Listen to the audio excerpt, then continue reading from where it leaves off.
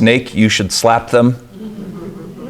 Right? Oh, it was a talking snake. First of all, you shouldn't be talking to snakes no matter what. Second of all, you should not let the snake anywhere close to you to be talking to it at all. Right? Like, this just isn't, don't do that. If you encounter talking snakes, the best answer is to no, kill them. Snakes aren't supposed to talk. You can run away too, but kill them first. In the context of creation and the fall comes also the first covenant of God with humanity. That God wants to enter into a relationship with humanity. I think we would say that it's pre-fall, but it's just important to know that this is the first covenant. The first covenant is a covenant for man. A covenant Adam. That's actually what Adam means. Adam is, so Adam in English, is like man, but man as we use it more like humanity, human beings, human society. That God gives the humans that he creates a covenant or a law, a Torah for man, a way of living. God doesn't say, well, you screwed it up and so now everything's broken.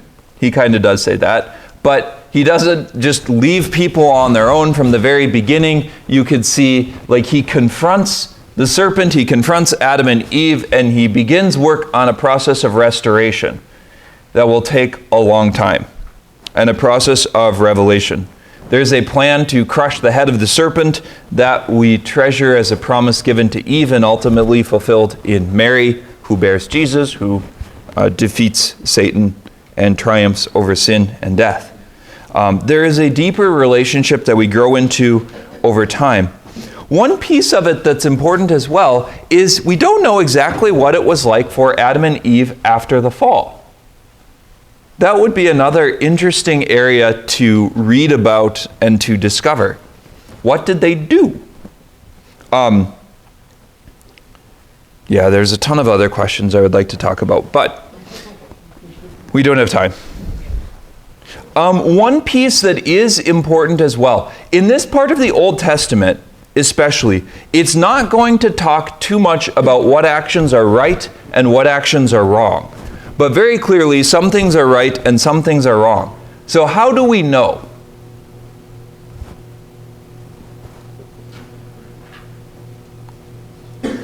How do you know? Like, the consequences. Where will we find the consequences?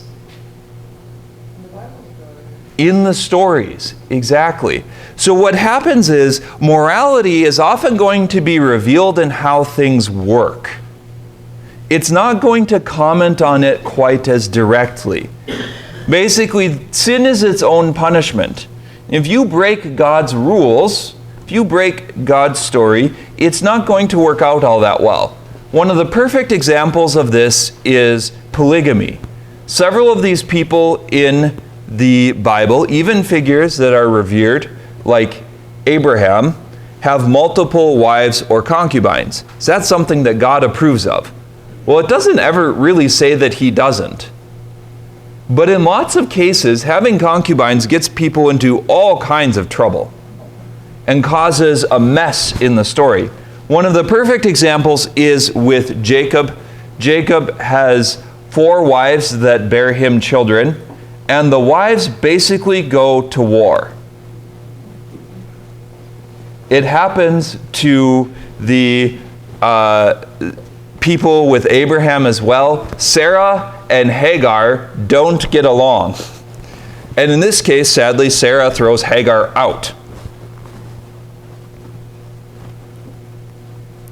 So it's important to note that the Bible isn't always going to say, you should not have done that. That was a violation of God's law. Sometimes it's not going to mention it at all. Sometimes it's going to be something that you have to put on the shelf and see what happens with it later. It doesn't mean that there isn't morality. The Jewish people very much live by a moral code. It's what made them different than the pagans. But that morality is going to be revealed over time. It's not all there right away. Okay. This is one of those times. See, now, because someone killed our clock, and it is missing, and we should investigate. I don't know how far into our time we are, and that means that I don't know how fast I have to go. See the problems that it creates? You didn't even know that I was doing this. Yes, I know that part now, but I can't track it as well as I'm talking when I can't see it as easily. Okay, the story of Noah. Noah has a story of a flood. There's all kinds of questions about whether it's a worldwide flood. I wish we could take that on, but we can't. The points that I would emphasize, so this gets us to chapter 6. After they leave Eden, you can think of it like the rock falling off of the cliff. Stuff goes downhill, and it goes downhill quickly, and it becomes a mess quickly. So at the beginning of the flood story, it says that God looks at humanity, and every thought in the heart of man was evil. That's not good. People are supposed to worship God. They're supposed to live in communion with Him. Adam and Eve, that whole bit, like communion with God, that's an important part. Where does communion with God go? Well, just like now, if you don't work at it, if you don't cling to it, it's easy to do other things. So, what happens in the story of Noah is a process of uncreation. When you read it, God starts breaking what He made. So the Jews have this idea of the firmament, this dome that holds waters that are above us, what we would call space, apart from waters below us that we would call like the sea. And in the flood of Noah, it doesn't say that it rains. We think of it as raining, and it does rain. But what it says is God punches holes in the thing that keeps the waters that are above us from falling on top of us. So it's a breakdown in a radical sense of the process of creation. It is a mess. There is a breakdown in relationship with God. They've drifted away from the Lord. Eventually, there's clean animals and unclean animals. I wish we had time for that, but we don't. Noah builds an ark. They float on the water for a while. The ark crashes, and then they come out. Great story, isn't it? Okay, for the purposes of diving into the story of David, it's important to note Noah's 3 sons, because this is going to play out in spades. Noah has 3 sons, Shem, Ham, and Japheth or Japhet. It's hard to do that name in English well, but Shem is the good one. Shem is the firstborn, and I should have mentioned this before. There is this sense in Judaism of the priesthood of Adam being a royal priesthood, a kingly priesthood, that whole thing, as passed on through the generations from Adam to Abel, but then Abel dies, so from Adam to Seth, their second or their third son after Cain, and then on to future generations to Noah, and Noah will pass it to Shem. Shem is the good one. He is the father. He's the ancestor of the Messiah, the ancestor of Jesus, the ancestor of David, the ancestor of the Hebrews. That's going to play well for him. Ham, on the other hand, is the father of Canaan and Egypt. Are the Jews friends with the Canaanites and the Egyptians? No.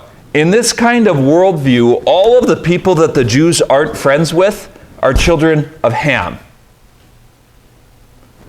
Like children of Shem, that's going to be that good line. Children of Ham are the bad ones. The children of Japheth, whatever, Japhet. His name, I think Japhet is what it is in Hebrew, and it's just easier that way because it adds a bunch of consonants in English and doesn't really work. He's somewhere in the middle. He is sort of like nations that are kind of friendly, nations that are kind of unfriendly. They're not so bad, they're not so good, they're just kind of in the middle. But the two that are going to play into our story very much are Shem and Ham. God makes another covenant with Noah. He will never again flood the earth. The sign of the covenant is a rainbow in the clouds. As part of this covenant, God decrees that you can eat the animals. Before, humans and even animals were given all the plants for food. But in this covenant, they start eating the animals.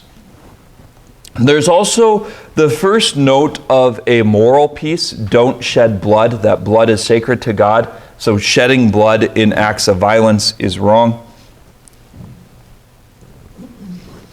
The story will continue with the rise of the Tower of Babel. Humans decide that they want to make a name for themselves. Now, this is also part of a play on words. In Hebrew, there's tons of these, and you don't get them in English very well. Shem means name.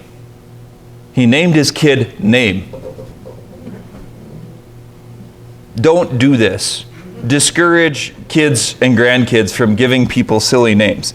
But in the Bible, what it's at is you start to get this wordplay. So Shem is a good man, has a good name.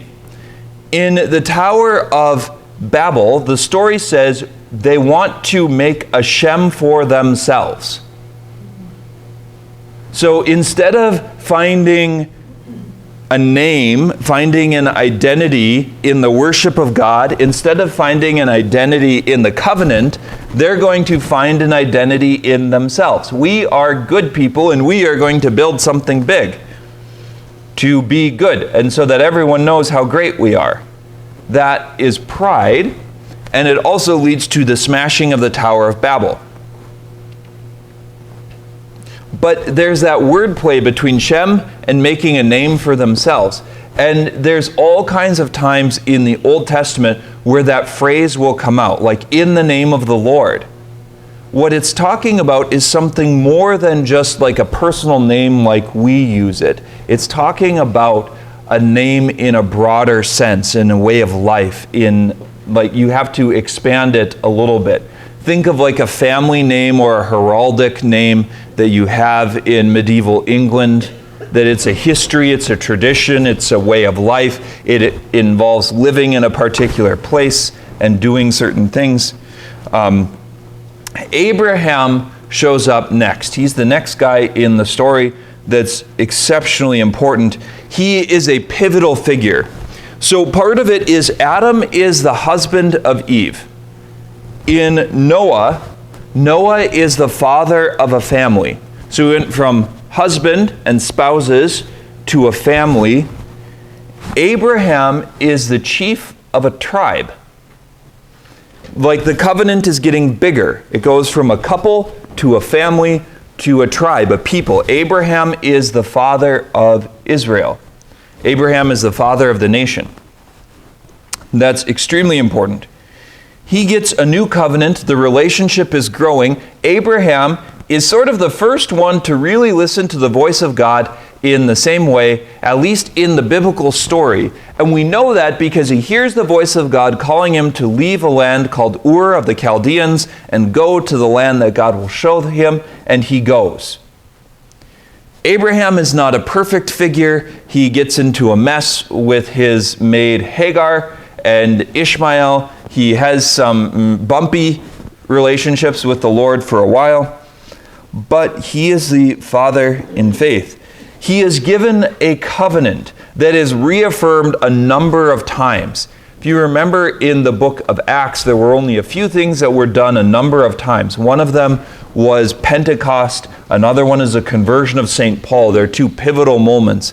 In the life of Abraham, he's given a series of promises. Those promises ultimately become a series of covenants with the Lord. The covenants are about a promise of land, that there will be a place that God will give to you and your descendants. The promise of a name. Your name will be great. Here it means dynasty or kingdom, that from you a line of kings will come. That will ultimately lead to David and the Messiah. And the promise of a worldwide blessing. Just because they're children of Ham doesn't mean that God has forgotten them all. They're going to be a part of his covenant. It's just going to take a little while to get there. So Abraham, chief of a tribe, he's going to form a people. In this context, this dude named Melchizedek shows up, and Abraham offers him a tithe of everything. That's kind of a big deal because Abraham has received the promise of God. And if you look at the story, Abraham is the son of Terah, and you can look at the generations and trace them back from Abraham to Shem. It's very likely that Melchizedek is Shem. Melchizedek is another name. It means king of righteousness. So it's a functional name like lots of them in the Bible. Interestingly enough, Abram means father. Av, A-V, is the Hebrew word for father, and Avram is the beginning of his name in Hebrew. So Melchizedek shows up, and in this case, there's going to be a transfer of the blessing, this priesthood blessing from Melchizedek, or probably Shem, to Abraham. And then Abraham's going to pass it on to Isaac and to Jacob. Jacob is going to give it to Judah, partially because Jacob's sons screw up some things.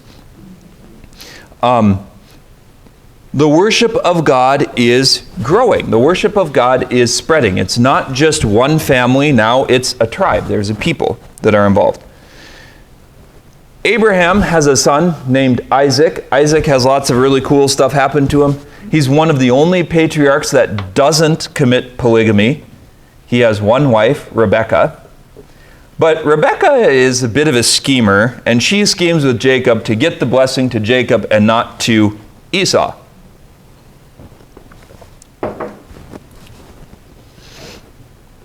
Okay, then the story of the Exodus. There's so much to this, I wish we had time for it all. Israel ends up down in Egypt. We have to get there. We have to get there at the end of the story of Genesis through the life of Joseph and the people, and there's a famine. They go down to Egypt.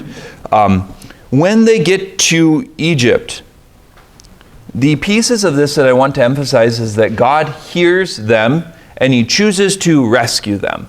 He's going to save them.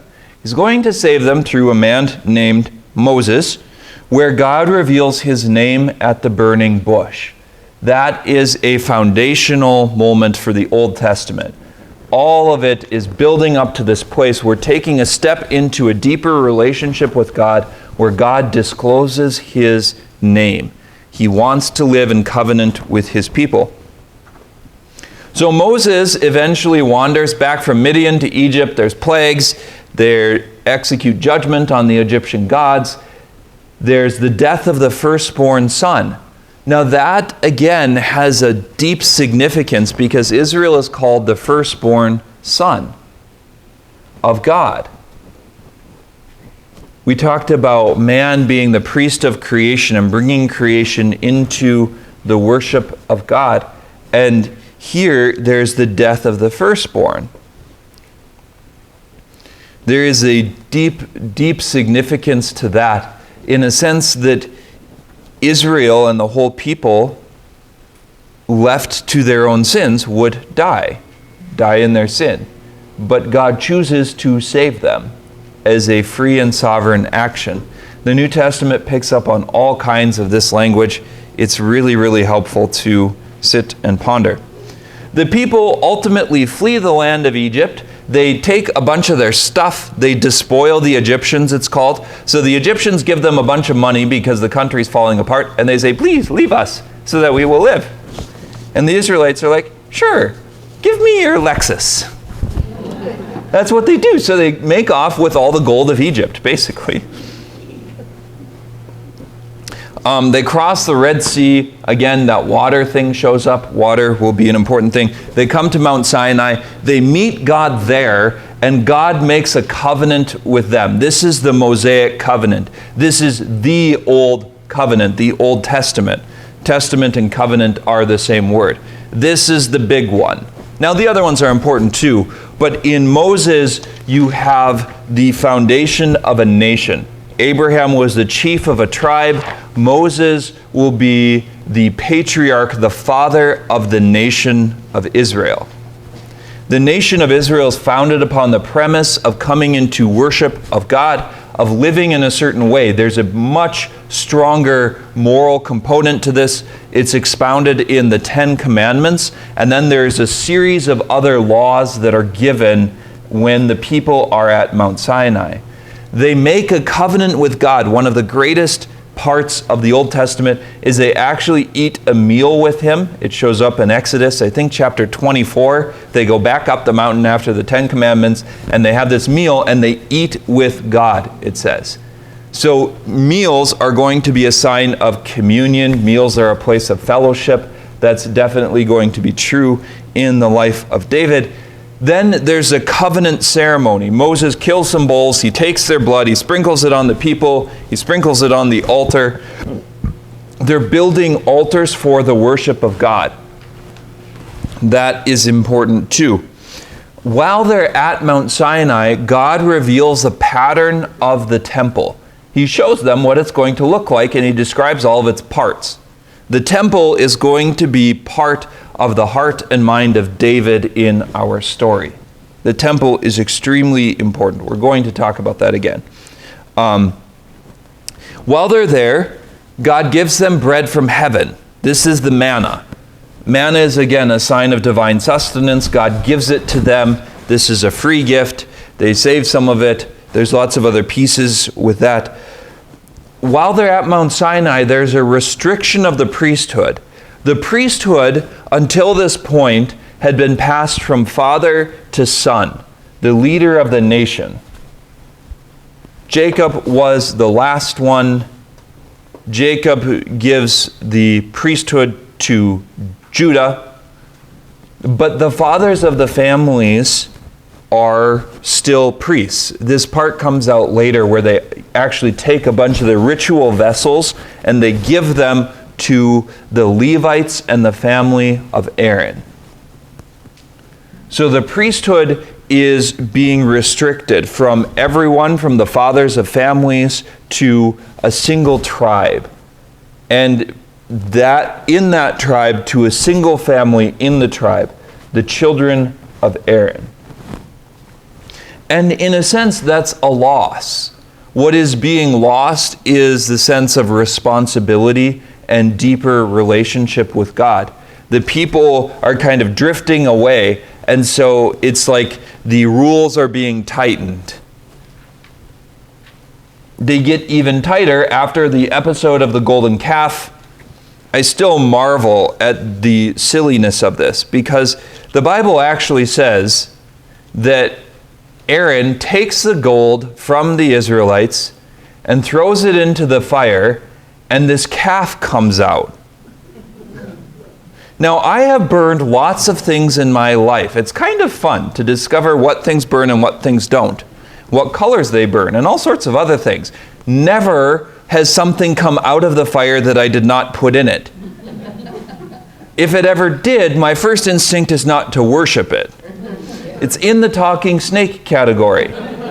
It's also not how idols are made. And I've never understood why Moses lets Aaron get away with this lie. But that's just one of my puzzles that I endlessly marvel at. Moses lets Aaron get away with a lie. So there's a loss of this royal priesthood. But that royal priesthood thing is going to show up again in David. David is going to reclaim a kind of priesthood that's different than the priesthood of the Levites. He's going to dance before the ark and offer sacrifices, and the scriptures aren't going to critique him for it. That's why we need to emphasize it here. The problem of idolatry, there's the golden calf episode. Okay, one section left. Hey, we're not even doing too badly. Yay. Okay, into the land. So the people are going, they wander around for 40 years, they do a bunch of stuff. They end up over in Edom or Moab. You can see them on the map on the right, on the south end of the Dead Sea. I think Edom is actually a little bit north of there, but whatever. Place names in the ancient world are difficult. That's definitely true. But they end up on the east side of the Dead Sea. And they can see over the Dead Sea into the land of Israel. and they launch an invasion under Joshua. So they invade, they cross the Jordan River from the east near the city of Jericho. This is the traditional site of the baptism of Jesus. So if you go and you go on a tour and they say, like, this is where Jesus was baptized, it's also where the Israelites crossed into the land and launched their invasion.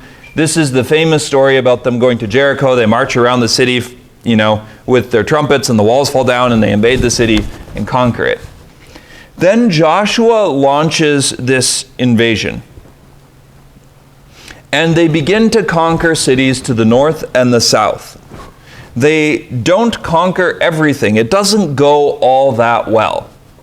Some cities are tough. They would build cities on the top of hills, and then they'd surround it with a wall. That makes it very, very hard to invade, because you have to climb the hill or climb the mountain and then figure out how to get over the wall while people are shooting things at you. That's not real pleasant. But like we said before, it also makes it difficult because on the tops of mountains you usually don't have water and springs. So that's part of how they actually conquer some of the cities, is they affect the water supply. But anyway, they're going into the land, they're conquering spaces. Now, they're supposed to conquer, their lands are given here on the map. But already this map has problems, because you'll see that Dan has this section over by the Mediterranean Sea. That's not actually the land that Dan was given. Dan was given the land way off to the north by where it says the Arameans. But he's like, oh, the people are too strong, we're not going to conquer it, we'll go somewhere else. Is that going to bode well? Not really, because God told them to take the land. That it is your land, I am giving it to you, and you didn't listen. So some tribes conquer the land really well. Guess which tribe is the most successful in conquering the land? The tribe of Judah. The tribes of Dan and Manasseh, and lots of the ones to the east of the Jordan River, are the least successful. There is no land given for the tribe of Levi. The Levites are given a set of cities with some farmland, but their worship is tied to the temple. Later, the tribe of Benjamin will basically disappear. So does the tribe of Simeon. Simeon disappears from history completely. It's really strange. It's like the lost tribe of Israel. You could do an expedition about it and show up on the History Channel. Because they're talked about and then all of a sudden they disappear. They're not part of the story any longer at all. Benjamin disappears as well, but that's because of murder, because Benjamin does something that he's not supposed to. It makes a mess. So you can kind of see where the lands are. The most important set is that the kingdom will divide between Judah in the south. Judah absorbs Simeon. Simeon just goes away. And they take the land of Benjamin as well. So that land and south is the kingdom of Judah. And then there's 10 tribes in the north. Basically everyone else.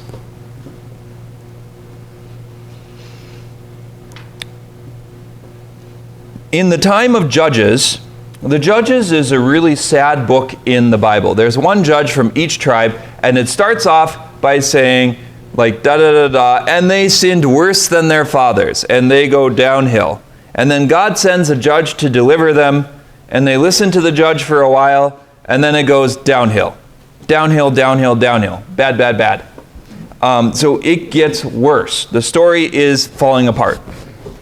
The people did not conquer. They did not get rid of all the peoples of the land. The peoples of the land are pagans. They worship many gods. That worship of many gods will infect the people of Israel. They have this constant struggle with the worship of the one God and the worship of many gods. Doesn't go so well. So Judges, there's lots of them, stories that you probably are familiar with. The story of Samson, for instance. And they have to fight the Philistines. They have to fight the people in the Gaza Strip. They fight lots of other people. You can see Philistia on the map here. they have those 5 cities: Gaza, Ashkelon, Ashdod, Gath, and Gerar.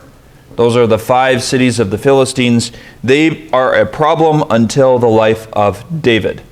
David shows up in his big story about killing Goliath. Goliath is a Philistine. This is where they were from. The army of Saul is fighting the Philistines.